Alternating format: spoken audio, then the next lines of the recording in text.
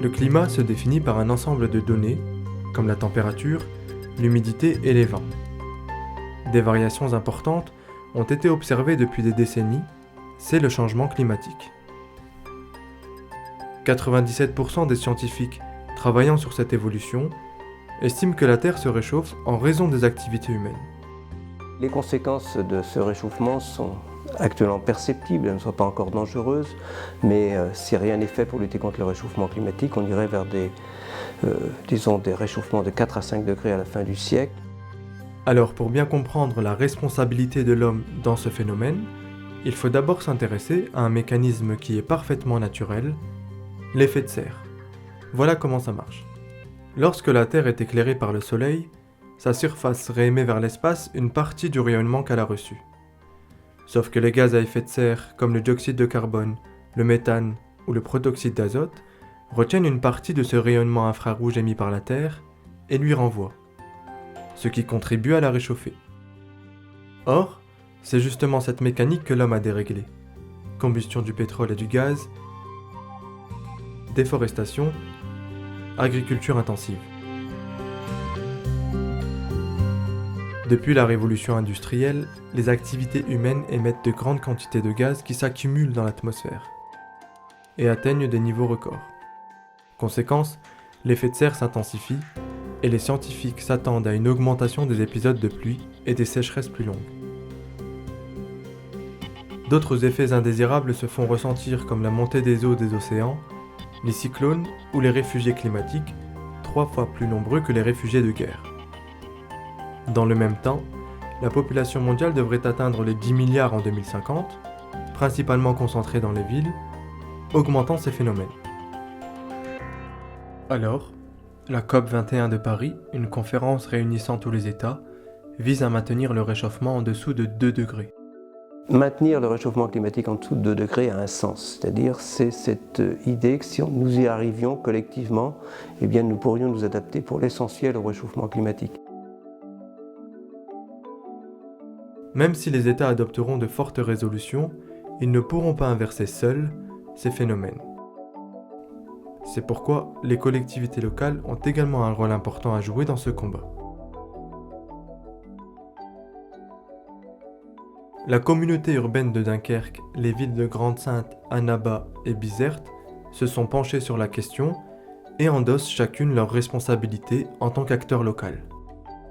Je suis intimement convaincu que la lutte contre le réchauffement climatique se fera à partir des collectivités, des territoires. Aujourd'hui, par exemple, une collectivité comme la communauté urbaine est prête à aller plus loin en matière de développement durable sur un certain nombre d'aspects et on est limité par la réglementation nationale aujourd'hui. Les collectivités locales, municipalités, les mairies peuvent jouer un rôle très très important dans ce cadre-là. Il faut que les États nous entendent et nous accompagnent dans nos choix sur les territoires. C'est indispensable pour qu'on puisse gagner cette bataille.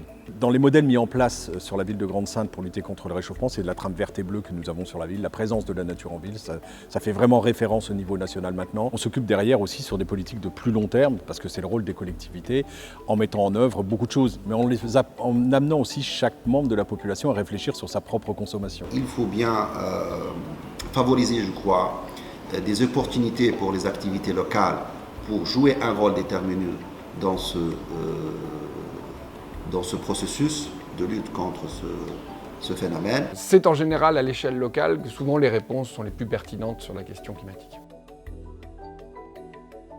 Les collectivités locales entendent alors peser dans les négociations de la COP21 car elles disposent de multiples leviers pour abaisser leurs émissions. Cependant, elles n'ont pas attendu cette conférence pour développer des politiques locales de préservation de la nature. L'un des exemples significatifs de projets citoyens à l'échelle locale est les jardins partagés. Prenons l'exemple de celui mis en place par la ville de Dunkerque. Les jardins se situent au pied des immeubles et permettent aux habitants d'en savoir davantage sur le développement durable, mais aussi de développer un autre modèle de société qui vise à diminuer notre empreinte écologique. La démarche des jardins partagés, ça s'intègre complètement à des démarches qui sont soucieuses de l'environnement. On récupère l'eau, on bannit les pesticides, on aménage ces lieux avec les habitants Et on y mène aussi un tas d'activités aussi éducatives pour mieux comprendre la nature qui nous entoure, la nature ordinaire. Ces aménagements, respectueux de la biodiversité, développent des modes de vie solidaires et responsables. Dunkerque, Annaba et Bizerte présentent des similarités. Ce sont des agglomérations de même envergure, avec une forte diversité à la fois maritime, urbaine et rurale, et une activité basée sur l'industrie et le port. Elles entretiennent une relation durable depuis 2007 et partagent des enjeux communs. Les autorités locales ont décidé en 2015 de se lancer dans un programme de coopération sur le thème général du climat pour faire bloc contre ce phénomène. Climed vise à mettre en place 3 plateformes d'échange. La plateforme institutionnelle, qui permettra aux élus d'échanger sur le sujet et d'appréhender de manière globale les conséquences du changement climatique. La plateforme technique, pour rechercher des pistes d'amélioration et identifier les bonnes pratiques sur chacun des territoires. Et la plateforme citoyenne, qui stimulera la rencontre entre associations locales afin de favoriser des actions pédagogiques communes autour du climat. Quand on parle climat, on ne parle pas à son voisin ici de l'île par exemple, mais on parle effectivement à toute la planète. Et donc je pense que c'est un beau symbole, cette coopération, parce que ça montre à quel point c'est un enjeu global. Cet échange, ce partenariat avec Annaba et Bizerte va nous permettre de nous rencontrer pour voir un peu comment construire et échanger sur nos pratiques et comment s'enrichir mutuellement de ces pratiques-là.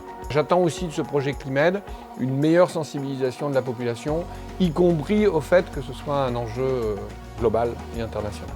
Les problèmes sont différents autour de la Méditerranée et pour une ville comme Dunkerque, mais c'est justement, je crois que les affronter ensemble, il y a tout un retour d'expérience qui sera très intéressant, par exemple tous les problèmes de transport en commun, d'urbanisme également. Ces enjeux ne peuvent être traités que de manière participative, c'est-à-dire par l'implication des citoyens et de la société civile dans la prise de décision, mais aussi dans la réflexion et dans la recherche des solutions. On va lancer un appel à projet sur le territoire dunkerquois pour permettre à des associations du territoire d'œuvrer en direction des territoires d'Annaba et de Bizerte. Selon certains scientifiques, les citoyens peuvent agir sur plus de 50% des émissions de gaz à effet de serre en modifiant leurs pratiques. Cela demandera certainement à chacun d'entre nous de produire des efforts quotidiens et d'endosser sa propre responsabilité face à son empreinte écologique. C'est l'évolution de ce que pensent les populations de l'urgence de la question climatique qui fera, même si c'est à 5 ans ou à 10 ans, qu'on aura des gouvernements plus sensibles à cette question.